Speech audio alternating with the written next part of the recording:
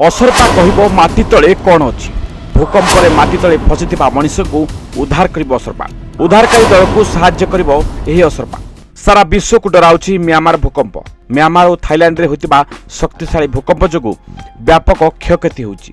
भूकंप परठारु म्यांमार रे निरंतर रिलीफ एवं उद्धार कार्य जारी रही। तेबे उद्धारकारी दल को माटी तले केउठी मनीष फसी रही जानिबा मुश्किल होई पड़छि।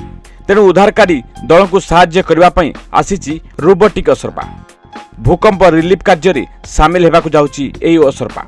ए रोबोटिक असरपा माटी तले चापी रही लोकों को खोजबारे उद्धारकारी दल को साहाय्य करिवो। वैज्ञानिक मान द्वारा प्रस्तुत होता ए असरपा गुड़िक साधारणतः असरपा नुहति एगुड़िक संपूर्ण रोबोटिक। ए असरपा गुड़िक कैमेरा एवं सेंसर लगा जायछि।